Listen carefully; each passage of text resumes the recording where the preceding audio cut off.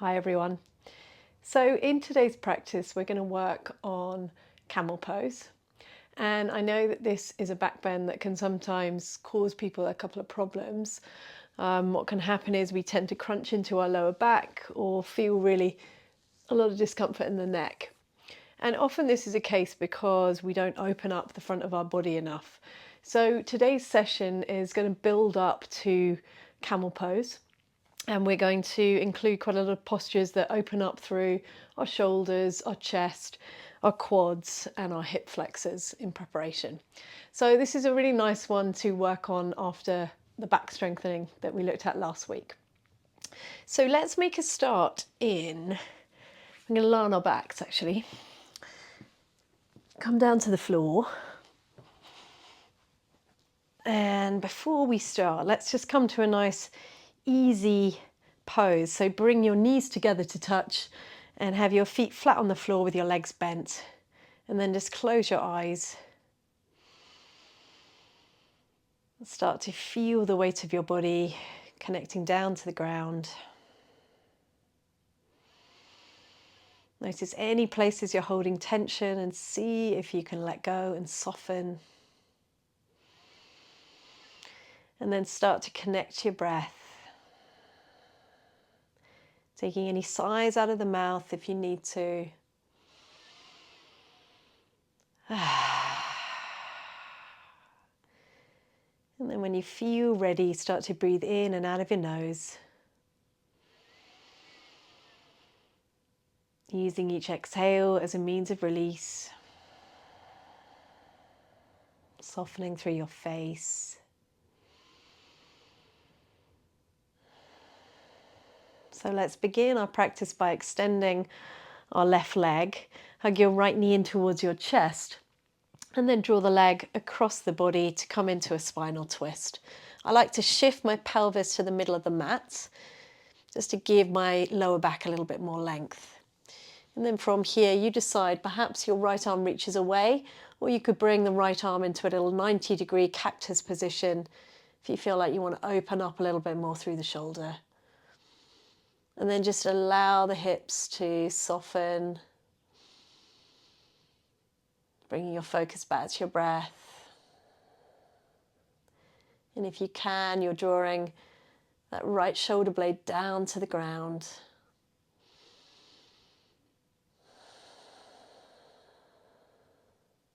So twists are a really lovely way to open and prepare our body for our back bends. Let's come back to center. Shuffle your pelvis back to the middle of the mat. And then extend your right leg and hug in your left. Draw the knee towards your body. And if we can, we're keeping everything grounded down to the mat, no lifting up of the neck. And then draw the leg across the body, spinal twist to this side. Taking that same variation with the arm that you took on the other side. And perhaps it feels completely different on this side. Using that exhale to release and soften your body down.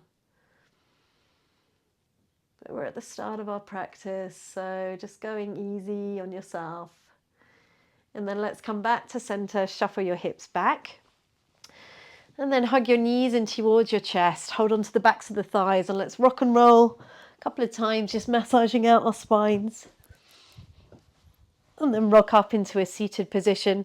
So a nice easy cross-legged position at the front of your mats. If you need to prop up your bottom in order to keep that nice straight spine and to feel comfortable in your hips, then do so. And then let's breathe in and reach our arms up to the sky, ground down through your sit bones, and then take a twist to the right. So left hand comes to your thigh, and then tiptoe those fingers around at the back. And then keeping that nice straight spine, gently twisting around from the belly area. Hugging in, imagine that you're wearing a little corset, hugging in through your core. Softening shoulders, softening jaw. Grounding down through that left hip. And then let's take it back through center as we breathe in. And then coming across to twist to the other side. So the more you tiptoe your fingers around, the more chance you'll have to rotate. Just checking in, making sure we're not just rotating from our neck. We want this beautiful twist to be coming from around the belly area. And keep softening your shoulders away from your ears.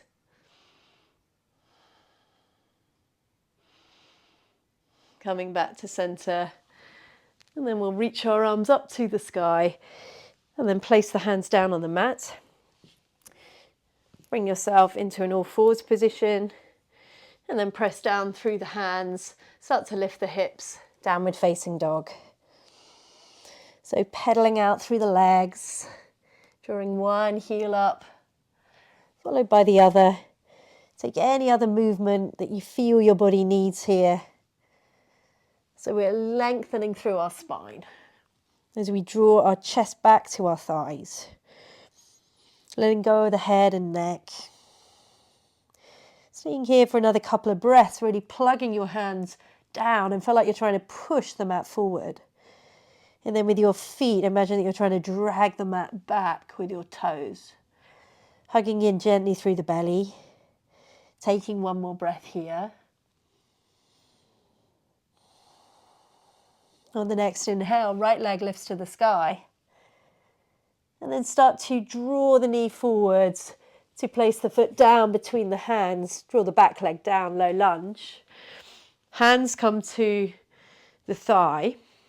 Press down into that front foot, ground down through that back leg. Glutes are active as you keep pressing down, and then you start to draw your body back. You've got this nice opening through that left hip flexor, so make sure that knee at the back is back a bit rather than it being 90 degrees directly under your hip. Draw it back to give yourself some length. And then imagine the crown of the head is lifting up. We're just coming into a nice gentle back bend here. We're opening up through the front of the body and into our hips. Beautiful, everyone. Maybe then just interlacing the hands behind you towards the end. And then bring your left hand down and start to reach your right arm forward. Opening up as you start to reach back. Now glutes on the left fire up here. And then start to draw your left foot in towards your bottom. And maybe you stay here, or maybe you reach for the foot. So the purpose here is to get that beautiful quad stretch. So we're opening up into that left front of the thigh, all the way into the front of the hips on the left, opening up gently through that shoulder on the right. Keep pressing down through that right foot. Keep engaging the glutes on the left. And then returning to our breath focus.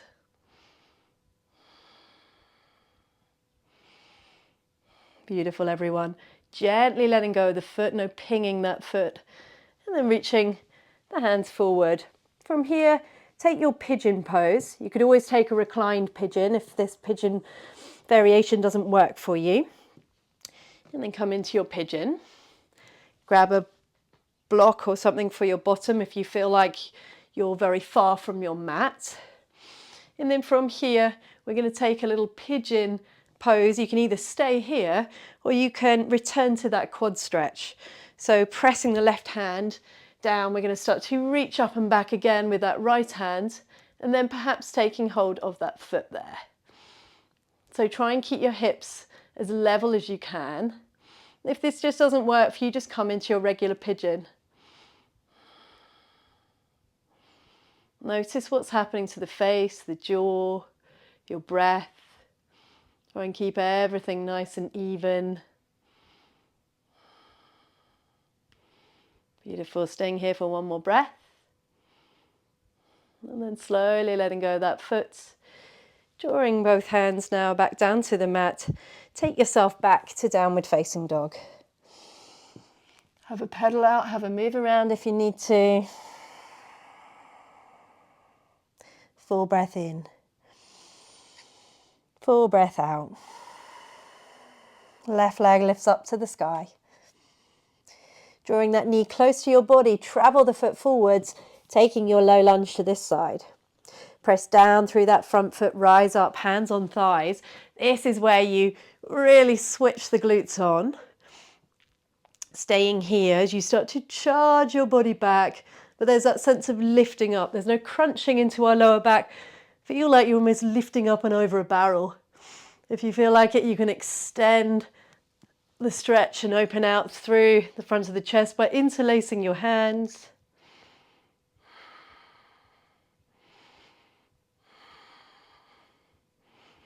Beautiful, everyone. Gently releasing the hands and then bringing the right hand down to the ground.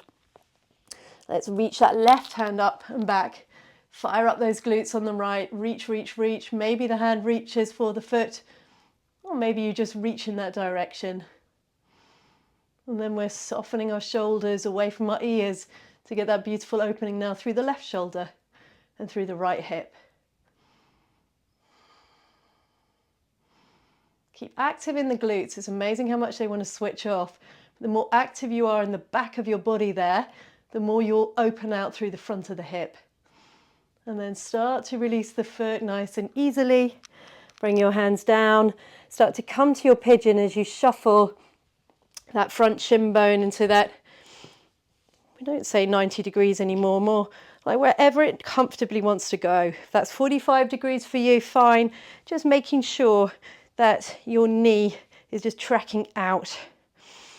And then from here, coming into your pigeon pose, maybe taking that little quad stretch that we've just been working on. So reaching back with that left hand. You could always just stay in the pigeon pose. And then we're just keeping our hips nice and even. So if you feel like you're really lifting up on one side and that feels uncomfortable, you could grab a brick or a cushion to place it under your bum. Staying here for one more breath, opening out through the front of the quad, and then releasing the hand and the foot. From here, bring yourself into an all fours, and then we'll lower down with control, building that little bit of upper body strength and control to come all the way down. So this section of the class is where we start building on our back bends, and we start off quite nice and gentle and get a little bit more intense as we go. So Sphinx pose. Arms are at 12 o'clock. You've got your elbows underneath your shoulders. Your legs are active. Really think about pressing your toes into the mat. And then imagine that you're trying to rip your mat back as you lift up through the crown of your head, shoulders drawing away from your ears. And we stay here in our Sphinx pose, feeling that beautiful strengthening in our back, particularly in the lower back. Soften through your jaw, make sure you're not sticking your chin out. It's amazing how much tension can creep into these places. Taking one more breath here. And then bring your hands underneath your shoulders, push yourself up, cross over at the ankles. We take ourselves into our reverse tabletop now. If you did this one in your back strengthening series, remember you have two options here. The easier option is to literally come to a reverse tabletop, hands either pointing forwards or out to the side. And then you would just lift your hips, really focusing on strengthening up the posterior, so the underside, the back body here. And if you want to intensify it, straighten your legs. And you can either have your chin to your chest or just allow the head to hang. So here we're really opening up through the front of our chest. Can you feel this opening up into the shoulders? Stay here, keep lifting up with your hips. And then come on down, all the way down here, and then cross over at the ankles. Finding your all fours position. Let's lower back down with that control. Body comes down in a nice straight line. So find our locust pose. Draw your arms alongside your body, palms facing down. Zip up your legs and then prepare to lift chest, lift legs. Everything lifts up. Gaze lifts. So here we're strengthening the whole of the back body. The more you draw your arms together, so they're just squeezing, there's that feeling of squeezing in almost to the sides of the body, that helps to just strengthen and lift and open the front of the shoulders. And then come on down. Hands come underneath the shoulders. We find our cobra pose. So don't think about height here, just think about back strength as we start to use the lower back to lift 1 or 2 vertebrae off the mat. Keep our shoulders away from our ears. Glutes are active in all of our back bends. Toes pointing down, pressing down into the ground. And then come on down. Full breath in, full breath out. We take floor bow. So draw your feet towards your bottom. Take hold of, well, let's take whatever grip you prefer here. We could take hold of the inner part of our ankles, we could take part of the outer. I'm going to take hold of the outer part here. Slightly different sensation in the shoulders depending on which you do. And then let's kick, kick, kick, gently lift the legs, lift our chest. So here, perfect preparation really for our camel pose, because we are opening out the front of our chest. This is the same kind of position that we'll be in for our camel pose throughout the front of the chest. And then come on down. Not very easy to talk in floor bow. Come on down and rest for a moment. And then hands underneath the shoulders, push yourself up. Cross over at the ankles. We find ourselves coming down to the ground. Let's take a bit of core control as you bend through the knees, press into your feet, reach your arms forward, take it down nice and slowly, all the way down to the ground to set up for our bridge pose. Feet roughly hip distance, and then when you are ready, keep those feet pressing down as you start to lift the hips to the sky. Interlacing your hands underneath you, let's nudge up onto our upper arm bones. So feel almost like you're trying to draw your shoulders under your back here. Can you feel how that opens up the front of the shoulders and the chest? And then lift your hips up, really engaging the glutes and keeping everything firing up in the whole of your back body as you press your hands down, pressing those upper arm bones down, pressing your feet down. And then returning to that breath focus. Firing everything up. Lovely practice to do in the mornings. And then let's come on down, drawing the interlace of the hands apart, and moving the legs from side to side to side. So now we come up to our camel pose. So let's either make your way up by rolling onto one side, or you can hold on to the backs of the knees and rock and roll up. So we come to our camel pose. So there are various different ways you could have your feet here. An easier variation normally is to tuck your toes. But again, it really depends on the flexibility of your ankles. I prefer to have my feet flat. It's a slightly more challenging variation. I want you to think about keeping your glutes super active for the whole of your camel posture. And then draw your hands to the base of your back. And feel like you're trying to open your elbow creases out to the side. So there's that feeling of being really open and externally rotating your shoulders. And then keep your glutes active. In terms of your neck positioning, if you find you normally get a really sore neck, keep your chin gently tucked into your chest and imagine that you have an orange underneath it. So let's all work with that variation for now. And then start to draw your body back. Keep those glutes firing. If you feel like you're getting any crunching in the lower back, imagine you're trying to almost press your pelvis, draw your pelvis down. Stay here. Take a couple of breaths. Feel that beautiful opening across the front of the chest. Maybe you're ready to bring one hand down to one heel, one hand down to the other, maybe drawing the chin away from the neck as you draw and allow the head to just be suspended in gravity. Or if you feel that's too much for the neck, just keep on holding that imaginary orange under your chin. And then everyone just feel that beautiful opening across the front of the chest, the shoulders.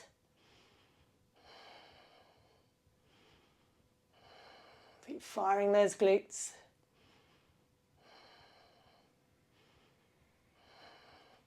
And then bring your hand back to your pelvis. Bring the other hand back to the base of the pelvis and come on up. Common to feel a bit discombobulated after that, so let's come back. Bring our bottom down to our heels and just sit here with our eyes closed. Coming back to focusing on our breath.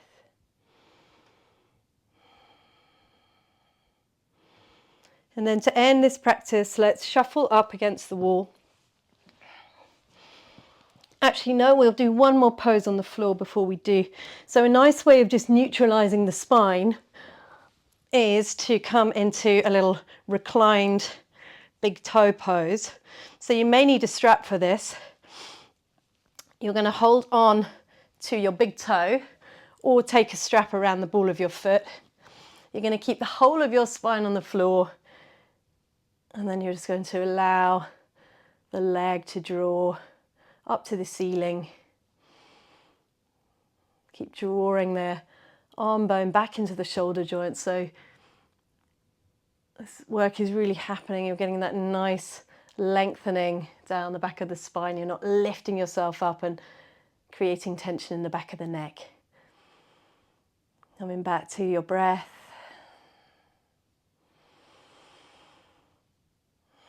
Feeling the whole of the breath traveling along the back of the body.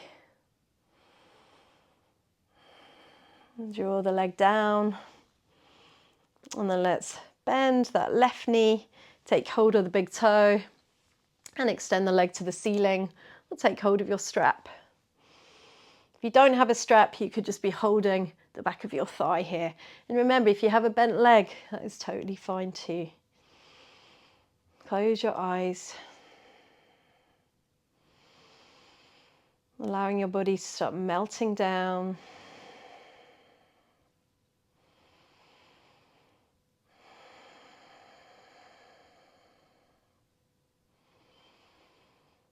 Drawing that knee back into your chest.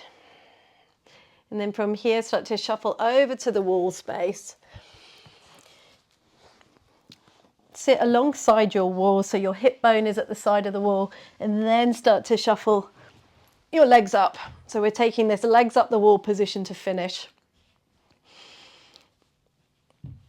My bottom is touching the wall here, and then my legs are just reaching up with heels against the wall. You may like to open your arms wide, palms facing up. Close your eyes here. Let everything soften down. Such a lovely way to end your practice. And I would encourage you to stay here for as long as you can, reaping all the benefits. Lovely posture to close your practice with and to send you into a very nice restful sleep if that's where you're going. Have a wonderful rest of your day or rest of your evening. Thank you for joining me.